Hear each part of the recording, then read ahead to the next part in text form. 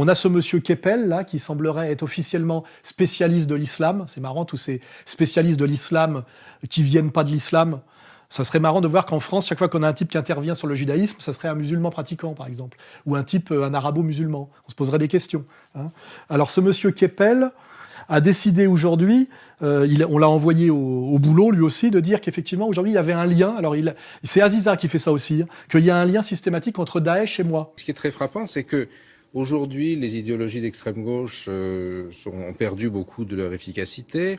Un certain nombre d'idéologies d'extrême droite, certaines sont très anti-islamistes. Vous en avez d'autres, comme le monde de la diodosphère, de Soral, qui se rejoignent avec les islamistes radicaux. C'est évident que Daesh me déclare la guerre, me menace de mort, et que tout ce que je déclare depuis des années sur l'islamo-fascisme, non, l'islamo-fascisme, c'est pas moi, c'est l'islamo-sionisme et l'islamo-racaille, qui d'ailleurs amène à l'islamo-fascisme, tout ce que je déclare depuis des années là-dessus est une mise en garde contre tout ça. Et après, on a là-dedans des jeunes aujourd'hui, qui sont souvent d'anciens délinquants ou d'anciens paumés ou d'anciens rappeurs, qui se réislamisent sur un islam fantasmé qui, lui, est plutôt un islam salafiste, djihadiste, etc., et ce que j'appelle moi les islamo-racailles, tu vois, et qui sont, dont on parle très bien dans le film Un prophète, tu sais, là, le film Un prophète, là, voilà. C'est d'ailleurs des Français d'origine immigrée, issus du Maghreb, et dont l'assimilation a échoué pour toutes les raisons que j'ai déjà évoquées dans mes livres, et qui cherchent une identité valorisante, et là on leur offre quelque chose qui est la fierté musulmane, compris par un loupard de banlieue, qui n'est pas religieux, qui est un libéral en réalité, et qui a une formation de voyou, et d'un seul coup ça donne un espèce de machin, que j'appelle moi l'islamo-racaille, effectivement avec l'idée du djihad, qui est un truc un peu qui est le prolongement de la baston du bas de l'immeuble. Hein. Je suis celui qui a prévenu depuis le plus longtemps et le plus sérieusement contre les dangers qui amenaient à Daesh. Alors quand on lui pose la question, mais quel lien entre Soral et Daesh, puisque Daesh menace Soral, Daesh incarne tout ce que Soral dénonce dans les dérives de l'islamisme radical, il dit oui mais il y a congruence. De quel droit vous livrez-vous à un amalgame aussi douteux ? Eh bien monsieur, je vous suggère de lire le livre, ce qui vous permettra d'avoir la réponse à votre question. Et ça, c'est pour égalité et réconciliation, c'est ça ? Mais lisez, parce que vous verrez qu'il y a ce que j'appelle la congruence entre les deux types de discours. Alors évidemment, ce mot magique, là, comme ça, c'est un peu comme abracadabrantesque, quand Chirac était un peu gêné pour répondre à des questions légitimes. On rapporte une histoire abracadabrantesque. Alors, congruence, qu'est-ce que c'est ? On est obligé de se dire, tiens, il y a congruence entre le soralisme et Daesh. Alors, le mot congruence, c'est un mot qui vient, comment dirais-je, des mathématiques, et plus précisément de la géométrie. Ça veut dire identité de forme. Hein, voilà. Donc il y aurait identité de forme entre Daesh et moi. Alors quand on prolonge la métaphore dans le domaine politique, ça veut dire qu'il y aurait équivalence. Alors que veut dire le mot congruence ? Tout le monde me parle de ça, si je l'ai utilisé. Ça veut dire qu'il y a des récits qui fonctionnent quasiment de la même façon. Donc monsieur Keppel, quand on lui pose la question de la malhonnêteté d'associer Daesh à Soral, il dit oui mais il y a identité de forme, voire équivalence. Si on regarde par exemple la façon dont fonctionnent les sites proches de l'extrême droite, comme Égalité et Réconciliation par exemple, on voit que la grammaire politique, le mash-up, c'est-à-dire le fonctionnement en mettant des petites choses ensemble pour faire un esprit, l'esprit paranoïaque avec d'un côté le complot américano-sioniste, de l'autre côté le complot croisé, fonctionne de façon extrêmement similaire. Alors j'aimerais bien savoir en quoi il y a équivalence entre Daesh et Soral. Et malheureusement, si nous pouvions, même stratégiquement, retourner ces musulmans qu'on a instrumentalisés contre nous pour détruire le pays et en faire les meilleurs citoyens français et les meilleurs défenseurs de la France contre le projet de destruction mondialiste, il y aurait quelque chose de l'ordre de la justice immanente, de l'ironie hegelienne et du bien qui personnellement me donne envie de tenter la chose. J'aimerais que demain, ce soit les musulmans qui finalement nous aident à sauver la France du projet de destruction de la France qui est le but. Mais lisez, parce que vous verrez qu'il y a ce que j'appelle la congruence entre les deux types de discours. C'est évident un mensonge total. La seule congruence qu'on peut trouver, c'est une certaine congruence entre l'idéologie de Daesh et l'idéologie sioniste religieuse ultra. Hein. C'est-à-dire au niveau de la prétention à la conquête territoriale au nom d'une religion. Cet endroit est aux Juifs, uniquement aux Juifs. C'est à nous, pas seulement parce que nous étions là ou que nous l'avons reçu. C'est à nous parce que depuis ce lieu, nous devons accomplir notre mission dans le monde. The Caliphate currently occupies around 35% of Syria, including most of its oil-producing region and a large part of Sunni-dominated Iraq. الحمد لله يوم الله جاب المسلمين وانفتحت صارت ديار المسلمين ديارا واحدة لا فرق بين عربي وأعجمي إلا بالتقوى نحمد الله ونشكره ونتمنى أنه الوضع يسود إلى بغداد يصل ومن بغداد إلى الأحواز. La seule congruence qu'on peut trouver, c'est une certaine congruence entre l'idéologie de Daesh et l'idéologie sioniste religieuse ultra. Hein. C'est-à-dire au niveau de la prétention à la conquête territoriale au nom d'une religion et à la violence sanguinaire systématique. Mais lisez, parce que vous verrez qu'il y a ce que j'appelle la congruence entre les deux types de discours.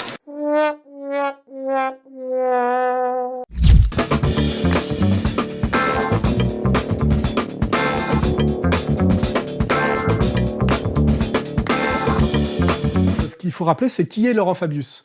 Laurent Fabius est un grand bourgeois dont le père est un grand antiquaire qui a rejoint le Parti socialiste alors qu'il ne venait pas du tout du monde ouvrier. Bonsoir, c'est dans le magnifique manège du centre hippique du Bois de Boulogne que nous nous retrouvons ce soir. À côté de moi, un nouveau candidat, monsieur Laurent Fabius, qui sera dans quelques instants interrogé en littérature et qui a choisi, vous vous en doutez, le jumping comme épreuve sportive. C'est parti. Alors voici, ça c'est... La première est plus basse que les autres, mais ça je crois que c'est obligatoire. Voici le second, passé. Il en faut 8 sur 10. La troisième... Deuxièmement, il est l'homme du virage de la rigueur au niveau en 1983, c'est-à-dire quand il a été mis un terme à la courte expérience socialiste qui a succédé à l'arrivée au pouvoir de Mitterrand. Afin de relancer l'économie française, rongée par une inflation à 14% l'an, François Mitterrand veut doper la consommation populaire. En augmentant le SMIC, les salaires, les prestations sociales, le président poursuit un objectif politique, tenir les promesses de la campagne, mais aussi un objectif économique, refaire partir la machine industrielle, anémiée par 2 chocs pétroliers. Et que l'oligarchie bancaire a rappelé à l'ordre les socialistes français et leur a imposé effectivement la soumission à la logique bancaire. Et l'homme que Mitterrand a été obligé de mettre en place à la place de... Je crois que c'était Quinquin à l'époque, hein, c'était le gars du Nord, Pierre Mauroy, ça a été Laurent Fabius. Donc Laurent Fabius est d'abord l'homme du virage de la rigueur, l'homme qui a incarné en tant que Premier ministre la trahison du projet socialiste, du Parti socialiste et de l'espoir socialiste politique de la France. Une partie du peuple de gauche se sent abandonnée devant le changement de politique économique amorcé par le pouvoir socialiste. La gauche, elle a été élue par nous, et puis c'est de la trahison, pure et simple. Hein. Nous, on attendait autre chose. Deuxièmement, si je me souviens bien, c'est l'homme du sang contaminé. Il est responsable en tant que ministre d'État de l'incroyable affaire du sang contaminé où un certain monsieur Garetta a remis en connaissance de cause des poches de sang contaminé dans le circuit, qui a causé la mort de milliers et de milliers, notamment d'hémophiles transfusés en France. Le 3 juin 1985, le docteur Garetta écrit au docteur Netter « La présence du virus chez les donneurs dans notre approvisionnement est de 2 à 3 pour 1000. Ces chiffres démontrent que tous les pouls de plasma que nous utilisons sont susceptibles d'être contaminés. » Michel Garetta sera accusé d'avoir, pour des raisons économiques, écoulé à l'insu des hémophiles ces stocks qu'il savait contaminés. Et Georgina Dufoy, ministre des Affaires sociales, d'avoir fermé les yeux. Pour lequel Georgina Dufoy a été châtiée.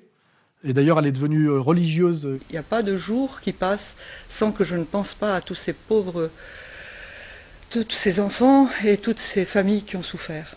Et de ce temps où on se sent responsable, parce qu'on se dit, mais j'étais ministre à l'époque. Il y a toute une sorte d'immense tendresse qui naît pour tous ceux qui ont souffert. Elle a assumé sa faute et elle a rejoint la communauté des croyants. Il faudrait regarder ce qui est devenu, on mettra en post-production ce qui est devenu Georgina Dufoy. Quand j'ai vu qu'il n'était pas tant question de cela que de nous appeler maintenant parents 1, parents 2, que de supprimer le terme grands-parents pour le remplacer par un autre, quand j'ai vu que c'était la théorie du genre qui en fait allait devenir la base du droit civil français, j'ai dit là, il faut bouger. Fabius, lui, par contre, s'en est très bien sorti, comme le rappelait Ruquier l'autre jour à la télé. Ça ne lui a rien coûté, hein, tout ça, alors qu'il était responsable, donc coupable. Voilà.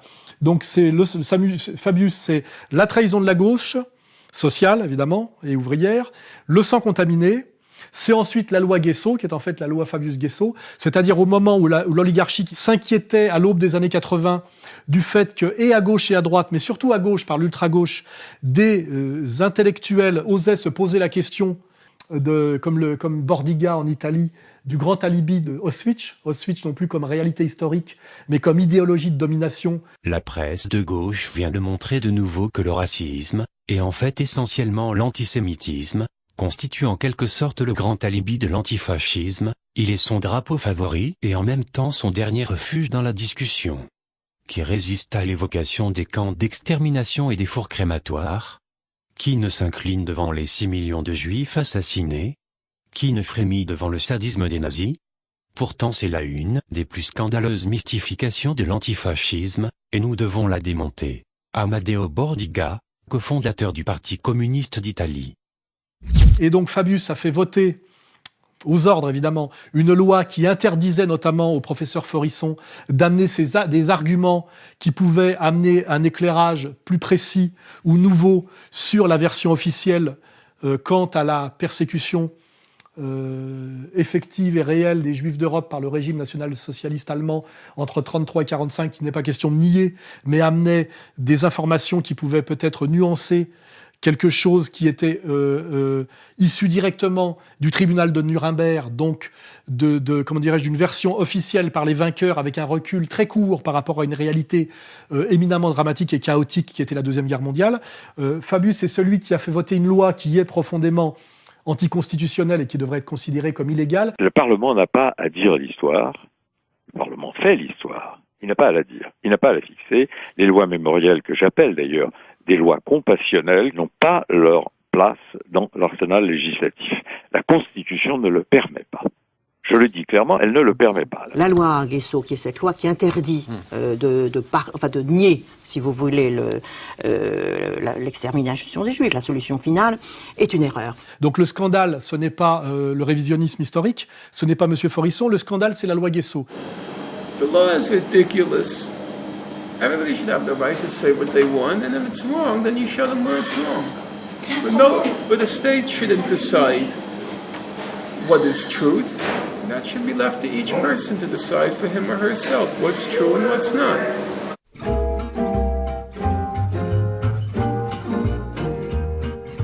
La décision des États-Unis de placer Jabhat al-Nusra, un groupe djihadiste combattant aux côtés des rebelles, sur leur liste des organisations terroristes, a été vivement critiquée par des soutiens de l'opposition. M. Fabius a ainsi estimé, mercredi, que tous les Arabes étaient vent debout contre la position américaine, parce que, sur le terrain, ils, al-Nusra, font un bon boulot.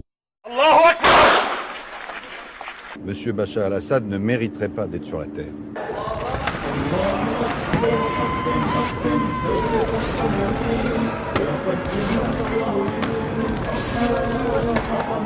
Pour que les soldats de la résistance puissent se défendre, il faut qu'ils disposent d'armes.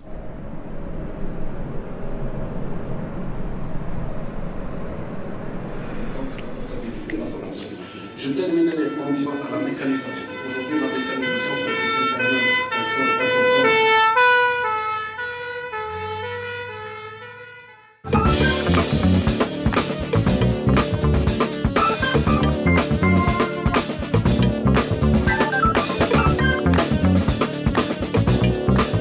Alain Soral est un antisémite virulent, obsessionnel et animé de manière très classique par un ressentiment sans limite pour des juifs dont il a l'impression qu'ils lui font de l'ombre.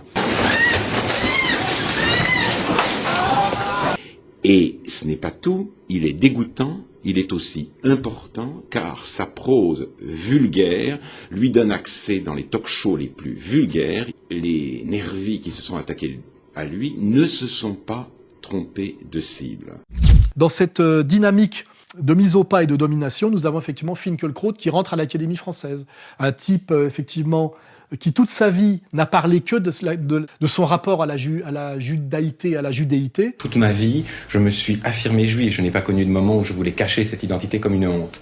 Mais je me suis rendu compte que j'avais réduit le judaïsme à un personnage. Et vous commencez d'ailleurs tout de suite par un souvenir de Primo Levi au camp d'Auschwitz. Je commence, oui, c'est ça, par à la fois un souvenir de Primo Levi et un souvenir de Lévinas. Et oui. Je peux tout de même pas, moi, me féliciter de la providence qui a fait que mes parents se sont rencontrés, parce que cette providence-là est passée par Hitler. Sans Hitler, je ne serais pas né. C'est une situation, je veux dire, ça rend fou.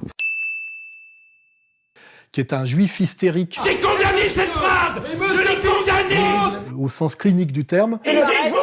Aujourd'hui, intègre une institution qui s'appelle l'Académie française, qui est là pour, comment dirais-je, perpétuer, représenter ce qu'on appelle le génie français. Leur invocation constante des heures les plus sombres de notre histoire ne protège pas les Karfunkelstein d'aujourd'hui contre la haine. Elle les y expose. La morale de toute cette histoire, ce n'est certes pas que le temps est venu de tourner la page et d'enterrer le devoir de mémoire, mais qu'il faut impérativement sortir celui-ci de l'œuf où il a pris ses quartiers pour lui rendre sa dignité et sa vérité perdue. Donc nous avons un talmudiste polonais aujourd'hui qui est là pour incarner le génie français et qui toute sa vie n'a parlé que de questions juives et qui récemment a redécouvert le droit, la possibilité, la nécessité d'être un Français attaché à la France charnelle et qui nous a donné l'autorisation de relire Maurice Barrès. Je parle de Maurice Barrès pour dire qu'à un moment donné, le discours romantique de l'appartenance et qui, aujourd'hui, dit, en gros, tout ce que disait Jean-Marie Le Pen en 1973. Le jour où nous aurons en France, non plus 5 millions mais 25 millions de musulmans, ce sont eux qui commanderont. Et les Français raseront les murs, descendront des trottoirs en baissant les yeux. Mais lui a le droit de le dire. Donc voilà où on en est aujourd'hui, c'est-à-dire on a Finkielkraut à l'Académie française, en attendant Bernard-Henri Lévy. La culture juive, la pensée juive a tellement donné à la France. Je pense qu'il y aura droit aussi dans 10 ans, si rien ne change en France, et puis peut-être à la fin, même pourquoi pas, à Nouna.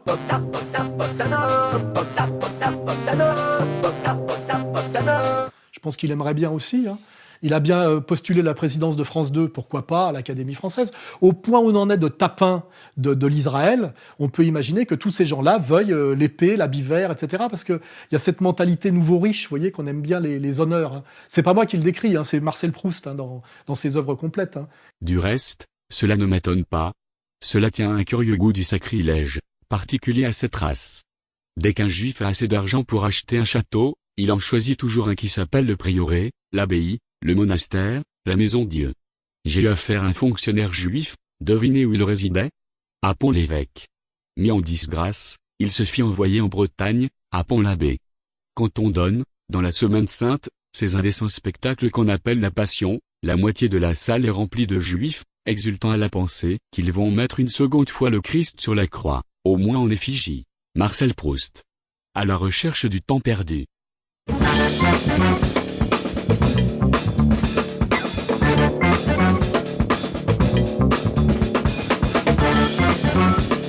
On peut faire un parallèle, je crois qu'au même moment est nommé à la culture Audrey Azoulay qui nous fait l'honneur de sa première soirée publique.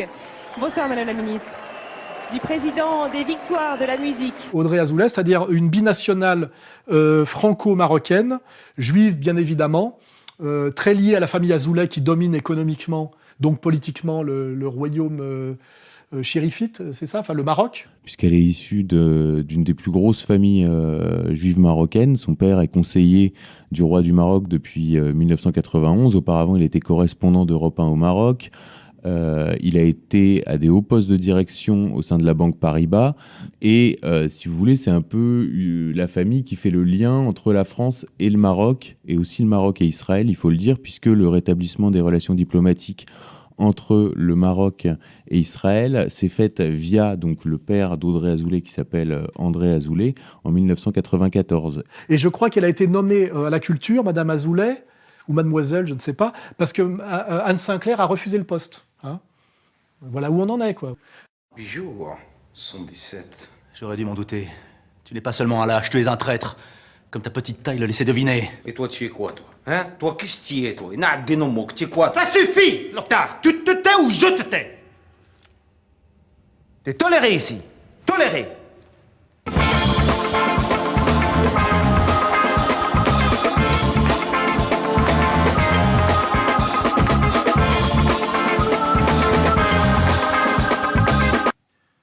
Sur une population globale de 60 millions d'habitants avec 600 000 juifs, il est possible que de temps en temps, un individu soit agressé, soit parce qu'il est juif, soit agressé et se trouve être juif.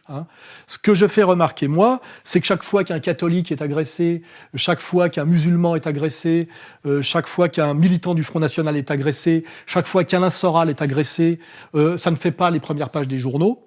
Alors évidemment, on est dans une logique là où chaque fois qu'un juif est agressé, il le serait en tant que juif. C'est déjà l'histoire on a une histoire crapuleuse comme l'affaire Halimi. Autre actualité de cette journée, cette cérémonie aux allures d'union sacrée qui s'est déroulée il y a quelques instants à la synagogue de la Victoire à Paris. Il s'agit, vous le savez, de rendre hommage au jeune Ilan Halimi, enlevé, torturé et tué notamment parce qu'il était juif. C'est en tout cas une des pistes retenues par la justice. Le président de la République arrive peu avant 19h accompagné de son épouse. Jacques Chirac avait téléphoné à la mère d'Ilan avant-hier. Cela s'appelle de l'antisémitisme par de l'amalgame et il n'est pas besoin d'ergoter davantage. On nous dit que c'est parce qu'il était juif, alors qu'on a la même agression crapuleuse pour un employé de chez Peugeot. Il subit exactement le même sort, on n'en parle pas. AFP, 27 février 2006. Le corps d'un salarié de PSA Peugeot Citroën, enlevé il y a plus d'une semaine à Audincourt, séquestré et battu par des ravisseurs qui voulaient lui extorquer de l'argent, a été retrouvé samedi soir dans le Haut-Rhin, a-t-on appris de sources judiciaires et policières. Selon l'autopsie pratiquée lundi, la victime, âgée de 54 ans, est décédée de strangulation, de traumatisme au crâne, d'enfoncement de la tempe et du thorax. Son visage était méconnaissable, ses oreilles arrachées. Et 8 personnes, âgées de 26 à 50 ans, ont été interpellées vendredi et samedi, et placées en garde à vue. Et on ne dit pas qu'il a été agressé en tant que goy, etc. Vous voyez ? Donc c'est systématiquement une lecture orientée des choses pour nous faire croire qu'il y aurait un climat antisémite en France. Est-ce que les Juifs sont toujours aussi inquiets de la situation et pour leur propre sécurité en France ? Oui, puisque la vague d'actes antisémites se poursuit depuis le début du XXIe siècle. Donc effectivement, on nous a parlé récemment, la une de tous les médias, d'un professeur d'une école juive orthodoxe qui aurait été agressé à Marseille par un jeune qui l'aurait attaqué avec un coupe-coupe par derrière. Ça ne tient pas la route sur d'un point de vue comment dirais-je, du sérieux policier, mais l'important c'est de créer un climat. Et je fais remarquer, moi, pour mettre en doute la réalité de cette agression, en tout cas telle qu'on nous la raconte, qu'on nous avait vendu au lendemain des attentats du vendredi 13, la même histoire à Marseille, avec un autre professeur d'une école juive religieuse, qui s'était présenté aux médias comme agressé par une bande d'immigrés qui criaient, je crois, « Vive Daesh » ou « Allah Akbar », et nous avait montré des scarifications qu'il avait subies partout à coups de cutter. J'ai immédiatement montré ces images à des spécialistes chirurgiens et militaires qui m'ont dit qu'il était évident que ces marques étaient de l'autoscarification, et je fais remarquer que ce professeur religieux juif agressé à Marseille, et qui avait valu l'ouverture du journal dans tous les médias dominants. Et aussitôt, donc, ils m'ont agressé, ils m'ont mis par terre, proférant bien sûr des insultes antisémites. Dans leurs propos, on va t'achever, on va te tuer, quoi. On n'en a plus jamais entendu parler. Donc, je soupçonne, et je le déclare ici solennellement, que c'était un menteur qui avait pratiqué une fois de plus, car les cas d'auto-agression antisémite sont innombrables, et malgré le fait que ces auto-agressions sont innombrables, elles sont toujours systématiquement relayées immédiatement par les médias sans aucun recul, alors que nous avons pléthore de fausses agressions antisémites faites par des juifs eux-mêmes. L'agression du rabbin Fari à Paris par un homme casqué qui aurait tenu des propos à tonalité islamiste. C'est en tout cas ce qu'avait relaté Gabriel Fari. Ce soir, nous révélons un fait nouveau qui cadre mal avec ce récit. Selon nos informations, l'arme en question, un couteau de type layol, provient de la cuisine de la synagogue. Plusieurs témoins l'ont parfaitement identifié. Et cela exclut la thèse de l'agression islamiste. Alex Moïse, c'était ancien responsable du Likoud en France, donc de la droite pro-israélienne. Alex Moïse s'était plaint à la police de recevoir des messages et des menaces antisémites sur son téléphone portable. La police a fait une enquête sur ces messages antisémites. Voilà, donc le principal opposant à Dieudonné, voilà, a découvert que c'était Alex Moïse lui-même qui s'appelait sur son propre portable. Il a été condamné d'ailleurs à 2 mois de prison avec sursis pour ça, pour se faire des menaces antisémites. La jeune femme qui a porté plainte pour l'agression dans le RERD a avoué avoir menti. Elle avait été placée en garde à vue en fin d'après-midi en raison des contradictions relevées dans son récit. Et malgré tout, on continue, les médias sous contrôle continuent de systématiquement relayer sans aucun recul ces agressions pour créer un climat totalement mensonger. Et je demande solennellement, qu'en est-il de ce professeur d'une école juive agressé au lendemain des événements du 13 ? Qu'en est-il de cette agression ? On n'en a plus jamais entendu parler, car je suis certain que c'était une fois de plus une auto-agression dans le but de diaboliser l'adolescence musulmane française, dans le but de faire croire à une violence antisémite en France qui n'existe pas, car je vous garantis que s'il y a une violence qui existe en France, c'est la violence des gauchistes sur les patriotes authentiques et la violence juive sur les gens qui ne se soumettent pas. Tu dégages avec cette caméra, t'as compris ? Oui, je t'agresse. Tu enlèves cette caméra. Je m'en fous, tu enlèves cette caméra. Tu enlèves cette caméra, t'as compris ? Non, monsieur, s'il vous Tu plaît. enlèves cette caméra. Nous, on est ici, on fait ce qu'on veut. Non, tu fais pas ce que tu veux ici. Tu fais pas ce que tu veux, t'as compris ? Et que tout le reste n'est que manipulation, mensonge, collusion et soumission, malheureusement. Voilà.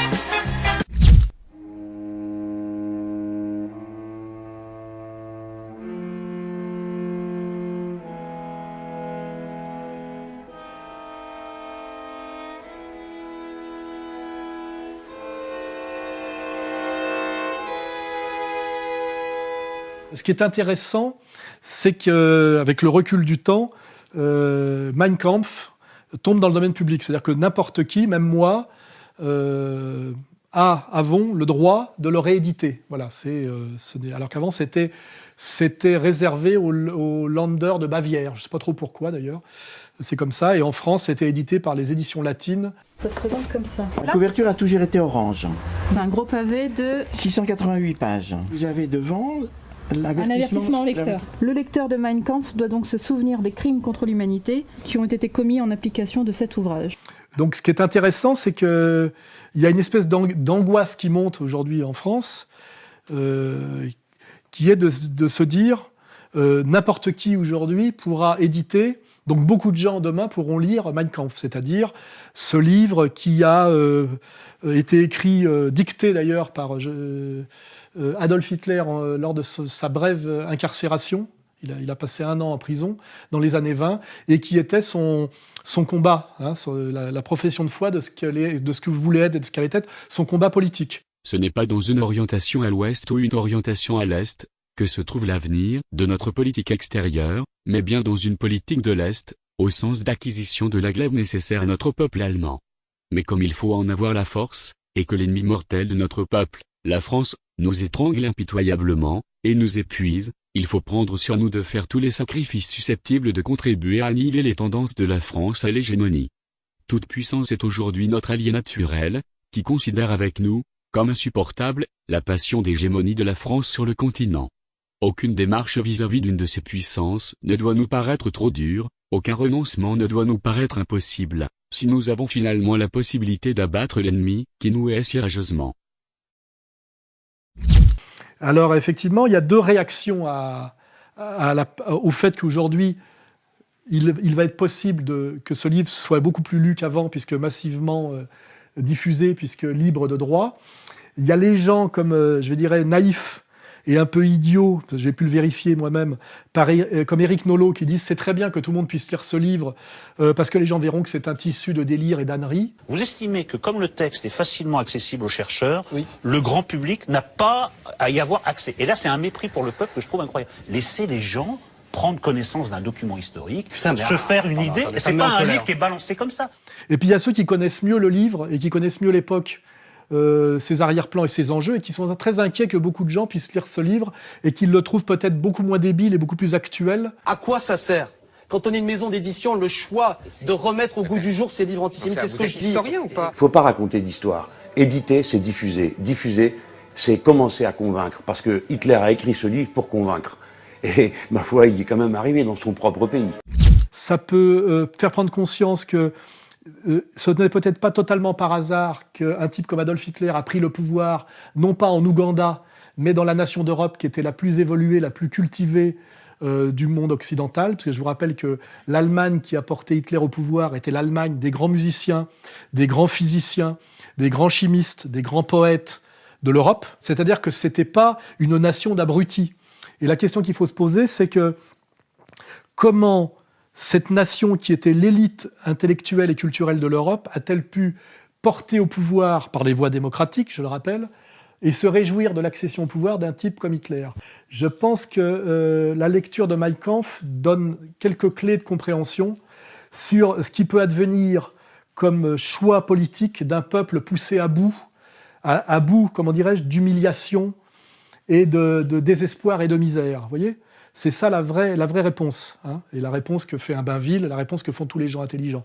Et c'est effectivement une certaine mise en garde. C'est-à-dire que quand on pousse un peuple à trop de souffrance, d'humiliation et d'injustice, il peut finalement porter au pouvoir quelqu'un qui leur promet la dignité, la prospérité et peut-être même aussi la revanche, voire la vengeance.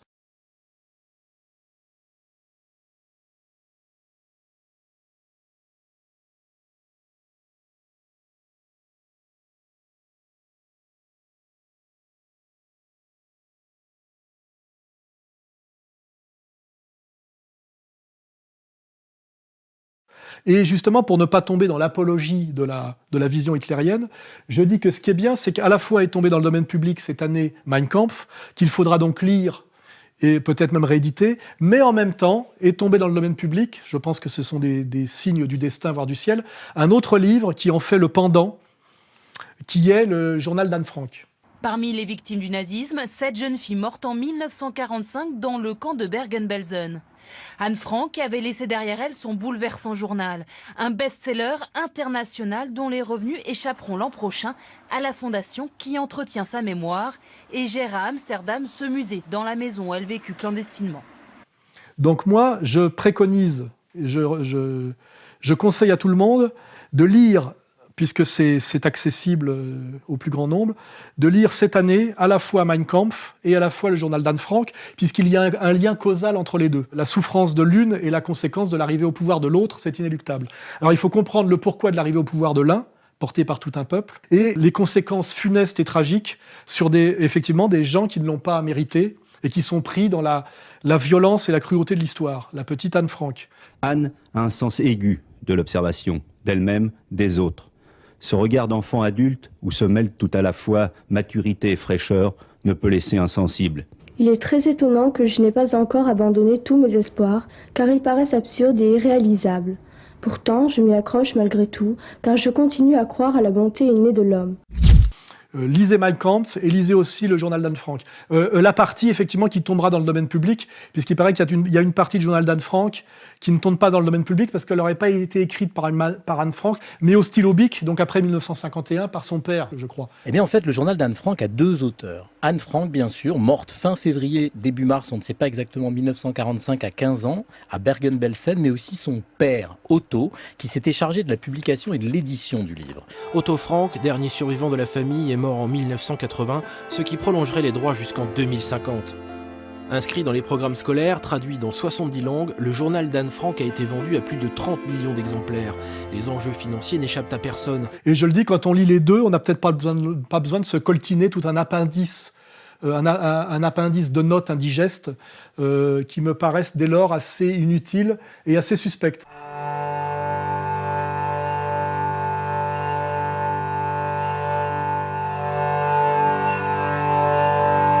Oui, mais ça, quand on regarde par exemple le destin tragique d'un Knut Hamsun ou d'un Ezra Pound, et ces gens-là ont fini, comme on ne pouvait pas leur répondre sur le terrain du logos, car je vous remarquais que tous ces gens qui me diffament, on ne me donne jamais de droit de réponse. Soral national-socialiste, suprématiste, révisionniste, antisémite, islamophobe, homophobe, Soral, le forisson du net. Comment ce frère si singulier, si intelligent, si brillant devient un facho, devient un monstre? On a une responsabilité, par exemple, de ne pas propager les thèses complotistes, de ne pas donner la parole à des cerveaux malades. Jamais il est évoqué l'idée de me donner la parole pour me défendre.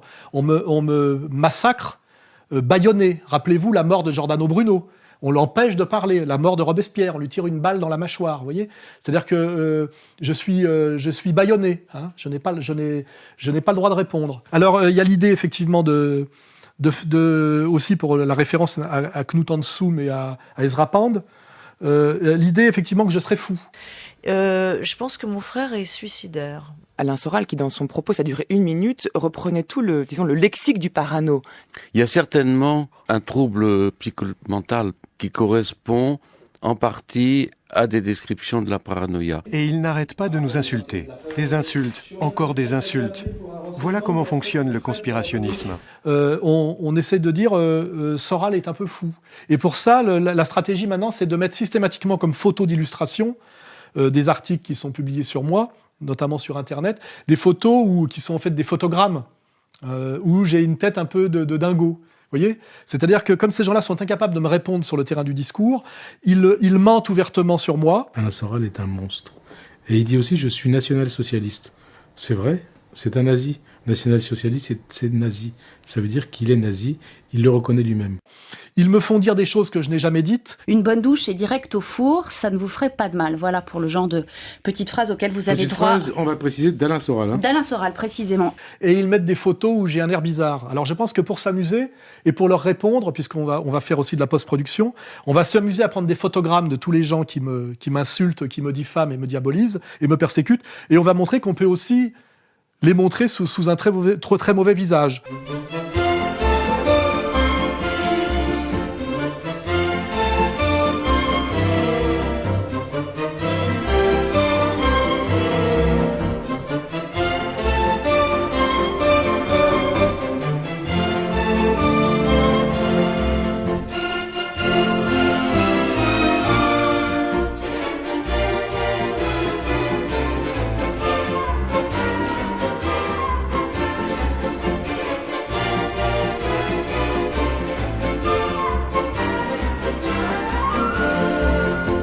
Et que ce qui m'est fait aujourd'hui, ça a été la stratégie de la soumission médiatique, par exemple, sur un Jean-Marie Le Pen pendant des décennies. Chaque fois qu'on a mis une photo de Jean-Marie Le Pen dans les médias, on l'a fait en contre-plongée, avec une grosse mâchoire, une tête un peu évoquant la violence ou la folie. C'est une stratégie de diabolisation par l'image manipulée, effectivement. Et d'ailleurs, petite anecdote, la première fois que j'ai rencontré Jean-Marie Le Pen à un dîner privé, je m'attendais à voir un espèce de colosse porcin avec une énorme mâchoire, et j'ai été très étonné, en étant face au vrai Jean-Marie Le Pen, de tomber face à un individu qui était assez fin de trait. C'est un type qui a un petit visage, un petit volume de tête, des mains assez délicates, et qui était un type qui s'exprimait de manière très châtiée, c'est-à-dire qui était d'une très grande élégance. Plus j'y songe et moins je puis penser que cette horloge marche et n'est point d'horloger.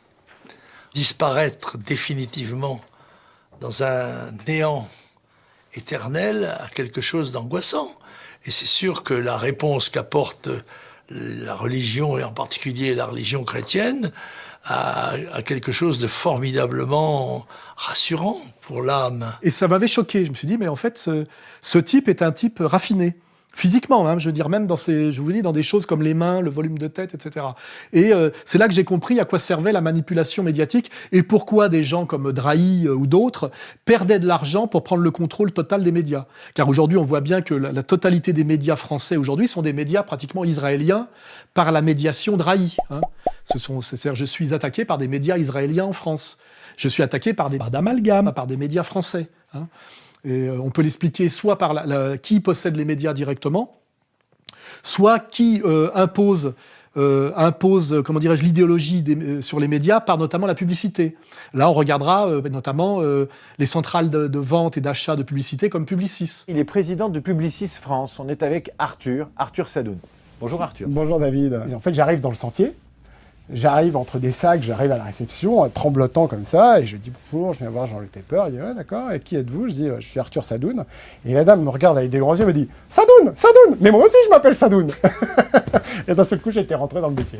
On voit que ce sont des systèmes d'amalgame. Et on voit effectivement le parcours douloureux qui a été celui de l'ancien patron de Marianne. Donc succès de vente, succès de vente au numéro, succès de vente en kiosque, mais pas de pub. Alors vous expériez 10 pages de pub par numéro, c'est-à-dire à peu près 7 fois moins que les magazines comme l'Express, Le Point, Le Nouvel Observateur. Rien. Au début, je ne savais pas pourquoi. Et après, on a fait une enquête, notre régie a fait une enquête pour leur demander pourquoi. Alors c'est là où je me suis aperçu que c'était pour des raisons idéologiques. Ces gens, ils pensent mal, on ne vous donne pas de la pub. Je dis, oui, mais on a un marché, on a des lecteurs. Non, mais vous pensez pas bien. En effet, quand on veut faire entendre un son de cloche différent, faire un journal pour faire entendre un son de cloche différent, mais personne ne peut imaginer ce que c'est et ce qu'on a vécu, et l'enfer que l'on a vécu, et les oppositions et les obstacles. Oui, Jean-François Kahn, qui systématiquement, quand il essayait de faire du journalisme honnête, a été puni par la non-publicité. Vous voyez, systématiquement, il était en déséquilibre budgétaire parce qu'il n'avait pas la pub. C'était l'histoire de Marianne du temps de Jean-François Kahn. Monsieur Kahn, excusez-moi, je me permets de débattre avec vous. Non. D'accord, j'ai juste une petite question en fait. Allez, laisse-le te poser une question, maintenant il est là. Mais non, vous inquiétez pas. Non, je ne vais pas m'inquiéter. C'est pour Alain Soral, c'est pour Alain Soral. Ça serait RTL, Europe 1, ça serait pareil. Si, c'est pour Alain Soral, mais c'est pour Égalité et Réconciliation, vous connaissez Jean-François. C'est pour Égalité et Réconciliation. Mais la question ce soir, c'était justement ce qu'on peut débattre en France. Et vous refusez le débat. C'est mécanique tout ça, c'est clair. Voilà, donc je me suis amusé, moi, parce que récemment, j'ai croisé au restaurant un certain Cambadélis, vous voyez.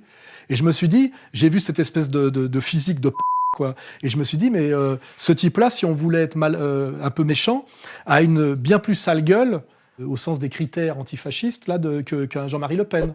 Et ça m'a choqué. Je me suis dit, en fait, on essaye de rendre à peu près présentables physiquement des types qui ont souvent vraiment des sales gueules. Et comme par hasard, toute cette oligarchie qui nous écrase et qui nous domine ont des types qui ont des têtes de diable, de gnomes, de monstres.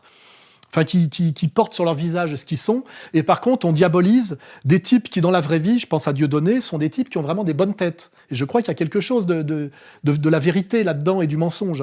C'est que ces gens qu'on prétend être des monstres de violence ou de malhonnêteté sont totalement diffamés et on manipule aussi leur visage, alors qu'en fait, quand on est face à eux, on voit qu'ils respirent souvent la bonté et l'honnêteté.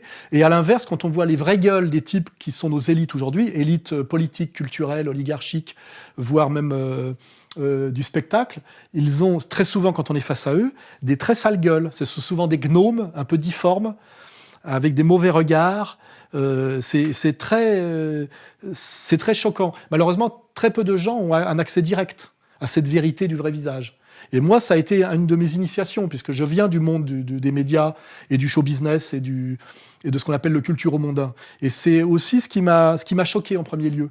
C'est que des gens qu'on nous présentait comme des personnages valables, avec des bons visages, dans la réalité, quand on les fréquentait, je ne vais pas citer de nom là, parce que j'ai suffisamment de procès, étaient des sales types qui parlaient mal, de manière brutale, méprisante, arrogante, et avec des sales gueules, voyez, voilà. Donc j'incite les gens à aller rencontrer les gens en vrai, voilà, et de leur parler en vrai. Et ils verront qui sont les salopards de moi ou de tous ceux qui m'incriminent, me diabolisent et me persécutent, voilà. La vérité par l'image vraie.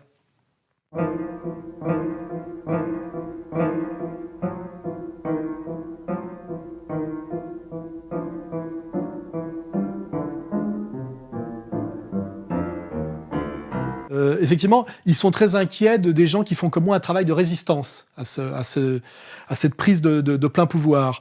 Et ils appellent ça le complotisme ou le conspirationnisme. C'est les deux termes. Dans le conspirationnisme, il y a tout ça. L'antisémitisme, l'antisionisme, le révisionnisme. Et c'est ce fléau aujourd'hui, le vrai fléau, c'est le conspirationnisme. Je rappelle que le terme complotisme a été au début employé dans les médias de masse pour ceux qui contestaient la version officielle de l'assassinat de John Fitzgerald Kennedy. Le président Johnson décide de mettre un terme aux rumeurs de complot. Il désigne 6 hommes et place à leur tête M. Earl Warren, président de la Cour suprême, premier magistrat des États-Unis. La commission Warren est née. 1 an après, la commission Warren publie dans ses 26 gros volumes 10 millions de mots. La mission était simple, faire taire les rumeurs de complot. Son verdict est formel. Oswald a tué le président Kennedy. Alors, intéressez-vous à la version officielle de l'assassinat de Kennedy par le tireur unique Lee Harvey Oswald pour des raisons psychologistes, et à ce qu'on peut dire aujourd'hui de l'attentat et du crime d'État qui a été l'assassinat du président des États-Unis, John Fitzgerald Kennedy. Face au pont, vous avez un tireur qui s'appelle Frank Fiorini Sturgis, un des deux plus grands, meilleurs tireurs d'élite de la CIA. À gauche, vous avez deux tireurs. Vous avez un autre tireur d'élite de la CIA qui s'appelle Roscoe Rock White. Roscoe Rock White est un tireur d'élite qui a déjà à son actif probablement 2 chefs d'État qu'il a abattus à l'étranger. Et alors donc, à la place où on dit Rack et Oswald, en fait, qu'est-ce qu'il y a? Il y a un tireur cubain qui est très fiable, mais qui n'est pas le meilleur tireur d'élite. Mais on s'en fout parce que son rôle, c'est pas de tuer Kennedy. Il s'appelle Herminio Diaz Garcia. Alors lui, on l'a mis à cette fenêtre, et lui, il a le fusil qu'on attribuera à Oswald. C'est un vieux fusil italien Carcano, qui est une pétoire, qui en plus est déréglée. Et ce fusil, on lui dit, tu vas tirer, mais à côté. Moins de 5 minutes après les tirs, Bush est arrêté par un policier en courant en sortant du Daltex Building. Formellement identifié. Et ensuite, on a 3 photos de lui, où il discute avec les policiers devant le School Book Depository, avec le général Lansdale qui est avec lui. Donc ça, c'est des preuves absolues, c'est même pas la peine d'en discuter, c'est des preuves. C'est l'origine effectivement de ce qu'on appelle le complotisme. Et traité de complotiste, celui qui cherche une vérité qui est cachée, qui ne veut pas accepter une version officielle qui est d'une grossièreté incroyable, et qui commence à se mettre sur des pistes de vérité, de complexité, qui inquiètent un pouvoir illégitime. La définition du conspirationnisme, c'est l'attitude qui consiste à remettre en cause abusivement la réalité d'un fait, d'un phénomène ou d'un événement historique, en attribuant son origine à un complot imaginaire. Il n'y a pas d'antisémitisme sans complotisme en réalité. Ces théories du complot qui sont en train de miner une partie de notre jeunesse. 1 jeune sur 5 aujourd'hui adhère aux théories du complot. Voilà. Un complotiste aujourd'hui, c'est quelqu'un qui refuse d'admettre la version officielle de l'assassinat de Kennedy, la version officielle du 11 septembre, la version officielle et ces zones d'ombre de l'affaire Charlie. On connaît évidemment les coupables, les 2 frères Kouachi, mais vous dites, page 60, qu'il y avait un 3e homme. Vous parlez d'une témoin, Nathalie, qui travaillait dans un truc de théâtre Bastille. En face. Au Quai des Orfèvres, on lui demandera de ne pas mentionner le 3e homme. Mais c'est quoi cette histoire? Écoutez, là, j'ai pas eu de réponse à mes interrogations. En fait, 3 personnes différentes ont vu ce 3e homme. Et ce sont des gens, donc, qui cherchent à croiser leurs sources d'information en ne se contentant pas des médias mainstream sous contrôle de ceux que j'ai dit, et en ayant cherché une information alternative, notamment sur Internet. Voilà. Et comme le pouvoir oligarchique, très illégitime, comme je l'ai démontré, est inquiet de ce discours de vérité, il essaye de persécuter ces gens qui font sérieusement un travail de journalisme, par exemple, en disant qu'il faut lutter contre le complotisme et le conspirationnisme. Les théories du complot, c'est une manière de diffuser le venin du racisme et beaucoup de l'antisémitisme. Et il faut qu'il y ait cette mobilisation-là, que les acteurs du net aussi s'emparent de ça. Il faut trouver les failles juridiques pour arriver à des poursuites. Pourquoi doivent-ils lutter contre le complotisme? Parce qu'ils diraient que le complotisme est la médiation qui permet de passer de la soumission Charlie au djihadisme. On sait, ça c'est bien établi maintenant, qu'il y a un rapport très fort entre les théories du complot et les radicalisations en général, qu'elles soient politiques ou religieuses. Là, on a une arnaque, parce qu'à la limite, qu'il y ait des gens qui cherchent des explications alternatives à des événements politiques, comme la mise à mort de Kennedy, ou l'homme ayant marché sur la Lune, la question que pose effectivement la ceinture de Van Allen, etc. On ne voit pas pourquoi on les empêcherait d'aller chercher des explications plus sophistiquées, alternatives, etc. Apparemment, les astronautes se déplacent dans la pesanteur lunaire, qui est 6 fois plus faible que celle de la Terre. Mais Percy remarque que si on double la vitesse du film, ils ont l'air de courir sur Terre.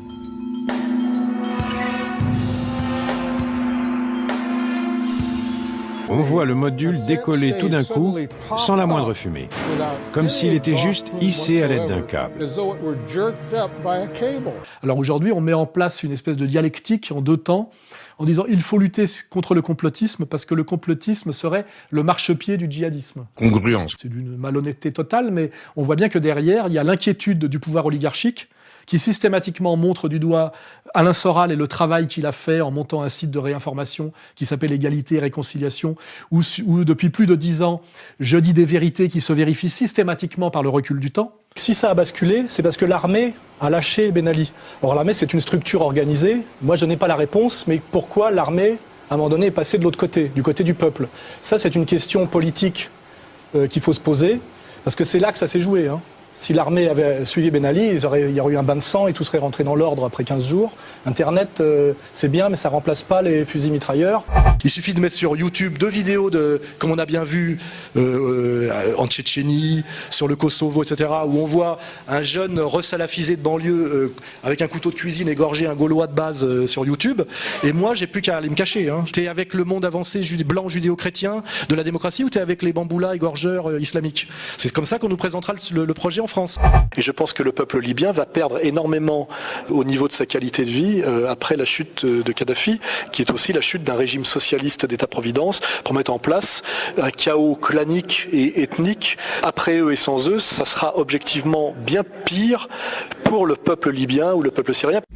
Puis les médias mettent toujours en avant les foudins qui parlent de pyramides. Oui, alors quand on dit qu'il faut lutter contre le complotisme, on dit oui parce que le complotisme, il parle de pyramides, de reptiliens, je ne sais pas trop quoi d'ailleurs, mais nous, on ne parle jamais de ça. Donc on fait toujours de l'amalgame entre des complotistes abrutis, qui en général d'ailleurs sont sous contrôle du système et ont trahi les gens intègres comme moi, qui eux correspondaient à ce qu'on appelle la dissidence sérieuse, qui produisait de la contre-information sérieuse. Donc on fait l'amalgame entre de la dissidence débile, de la dissidence sérieuse, et après on fait un amalgame par congruence. Entre de l'insoumission qui amène à plus d'égalité républicaine et plus de laïcisme, et de l'insoumission qui amènerait au djihadisme, vous voyez ? Sur Internet, il faut absolument que l'État mette plus de moyens à la disposition de la lutte contre la cybercriminalité, parce que c'est sur Internet qu'on forme les djihadistes.